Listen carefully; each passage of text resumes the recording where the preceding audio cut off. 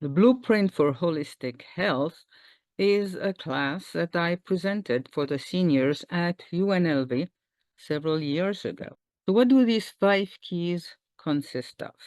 First of all, you have to take care of your physical body, vibrant health, and the perfect weight for you. Second key we're going to talk about is emotional freedom, so you can gain mastery over your emotions. Thirdly, we're going to talk about mental fitness training, so you are aware and mindful of the state in which you are. It's a mindset training, so you can change your state anytime you want. The fourth key is called Imagineering. It's a power of your mind in healing. That's what I did my thesis, my PhD thesis in the power of the mind in healing. We're going to go deep down into the subconscious and the unconscious.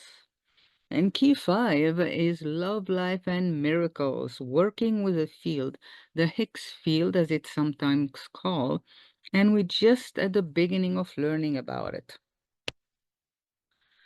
So, vibrant health, your body is a vehicle that takes you from conception to death.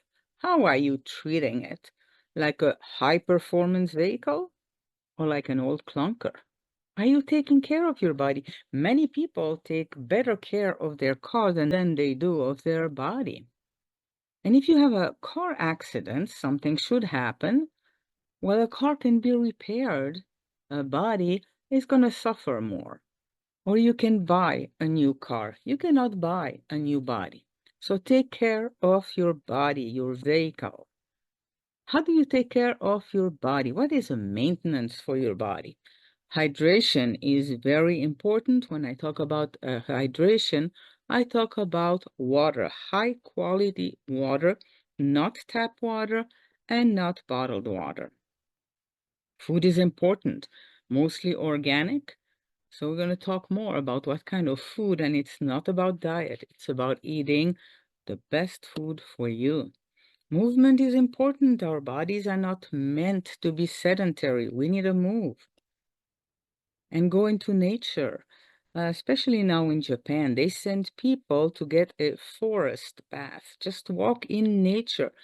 Nature restores your energy system. Sunshine is also important. We need it. Not go bask in the sun at noon and get burned, but early in the morning, later in the afternoon, it's the best time to walk in the sun. Rest and relaxation. We need to take some time off. We need to take some vacation. And then sleep, a good night's sleep. Different people need more or less sleep, but it's important to have regenerative sleep. That's during sleep and relaxation that the body actually repairs itself. Key number 2 was emotional mastery. Emotion is energy in motion. It's just a cocktail of chemicals that your brain, your body makes. It gives you a message and it must circulate. Stagnant emotion that gets stuck in your body are leading to diseases. And we're going to learn more about EFT, emotional freedom techniques. We're going to see an introduction video in 4 categories: fears and phobias, addictions, trauma, and pain. How you can use emotional freedom techniques to relieve these 4 things. And from that, I made my own called Freedom, which stands for Freedom and Release of Emotional and Energetic Disturbances or Mental Block. And Gary Craig, who is a developer of EFT, had this to say: they often works when nothing else will. Usually rapid, long-lasting, and gentle. No drugs or equipment involved. Easily learned by anyone. I taught these techniques to my 5-year-old. Can be self-applied. So we tap on different points, and we're going to learn about these points and do some tapping to help us get rid of unwanted emotions. And there are some physiological changes when we do the tapping. This experiment was done with Dr. Felici and Rebecca. They took a bit of her blood, who was badly clumped because she had eaten something that was not good for her. So she started to do some of the tapping, and a few minutes later, took another bit of blood, and the red blood cells started to unclump themselves. And after a few more minutes, again, took another drop of blood, and the clumping was completely gone. So the tapping technique not only helps you with emotions, but as Roger Callahan, who passed away now, he did studies in hospital with high blood pressure, diabetes, cholesterol, MS, and with fMRI, they could see the changes in the brain and then later on in the body. Mental fitness training, it's about living consciously in the moment, working with your conscious mind. Con means with, and skire is to know. So knowing what you are doing in the moment. You can be the captain of your own ship, the captain of your life. A lot of time we relinquish the command of our body, of our mind to whatever, but we can be the captain and totally be present. We can learn to focus and concentrate, and the brain can be transformed, and it does not take long. So we're going to do all kind of different exercises like the 90-second planning, 90-second reboot, palm tree exercise. We're going to learn some songs that's going to change your mindset in a split second. And we're going to do mindful breathing. We're going to learn the Ho'oponopono from the Hawaiian Islands to get rid of deep trauma. We're going to talk about the cycle of trauma, of loss, of grief, circles of healing, how we can heal, how do we go to the root cause and do self-healing. And we're also going to talk about the anatomy of a destiny, which is a chart I made. The 90-second planning, that's a secret of champions from Jim Fannin. He was a coach of more Olympic champion than anybody else. So ask yourself now, this is why I want to take this course. Why are you taking this course? Give yourself 90 seconds to answer that. Give as many reasons as possible as why you want to be healthy with your body, your mind, soul, spirit, your emotions, your conscious, your unconscious mind. You want to be in a state of homeostasis, which is a state of complete health. Where does success come from? Let's talk about the A time B formula. A is your willingness to learn. And a lot of time people are at a 10. They are willing to learn. But then when we ask about their willingness to change, do they want to change? So how do you get your success? A times B. If A is 10 and B is 10, well, it's 100% success.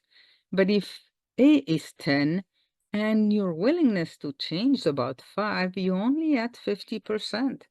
And then when you've done that, ask yourself, yeah, but if I was healthier, what would I need to do? If I could let go of the grief, how would I feel? If I was conscious all the time, what is going to happen in my day? So those are the yeah, but that you want to listen to in your subconscious mind. Now let's talk about body-mind partnership. Imagineering the power of the mind in healing. As I mentioned, that was the title of my PhD thesis. And Dr. Rossman, with whom I studied for 2 years, said that the mind may be the most underused healing tool we have. We don't really understand yet completely how the healing system works in our body. We do have a healing system, and it seems to work with images. So we're going to go deeper into this in key number 4. Imagine a lemon. You probably have heard about that little exercise. Imagine I put a lemon in your hand and you can feel it. It's smooth. It has little bumps. And yeah, you bring it to your nose and you smell it. You smell the lemony scent.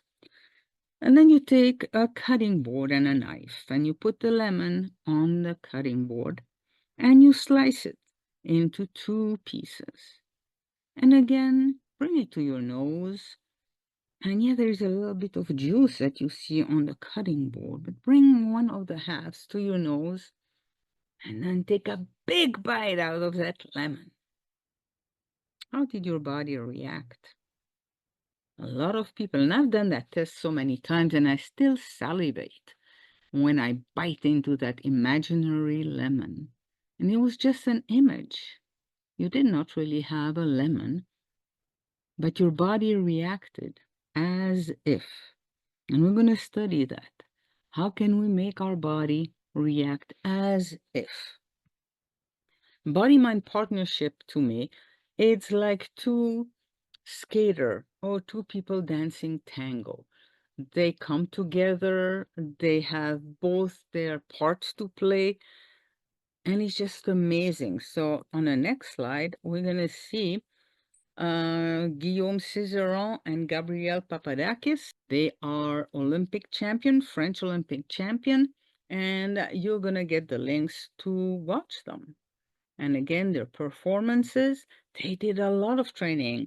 Their partnership did not come all of a sudden. It was some training to finally get their gold medal.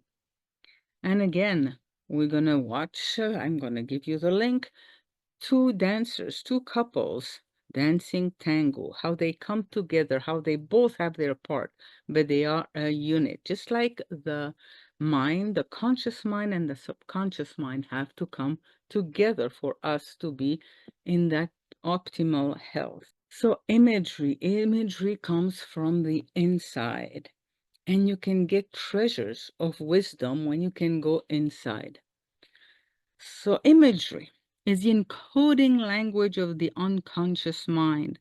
It conveys critical and relevant information about our beliefs, attitudes, emotions, motivations, and behaviors. Imagery also has powerful physiological consequences which are directly related to the healing system of the body. Learned that from the Academy for Guided Imagery. I studied for 2 years with them, and then we had a test that lasted 2 times 4 days in front of medical doctors and psychologists. And it's a flow of thoughts which can be seen, heard, smelled, tasted, or felt in the imagination. It is a language of the right part of the brain, language of the nervous system, language of the emotions, language of the subconscious and of the unconscious. It's the interface between body and mind, and it's a language of the healing system.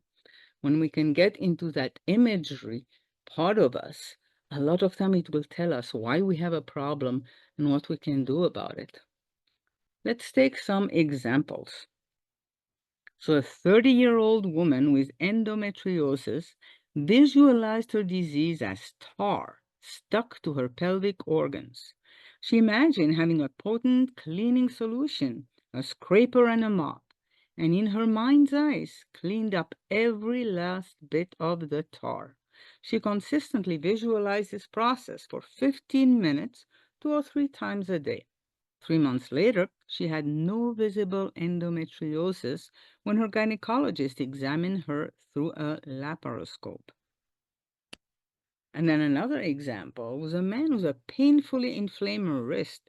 Imagine his wrist bones having sharp, jagged edges that grated on each other as he used his hand. In contrast, the image of his normal wrist included rounded bones with rubber and cotton cushions between them, allowing smooth, painless movement.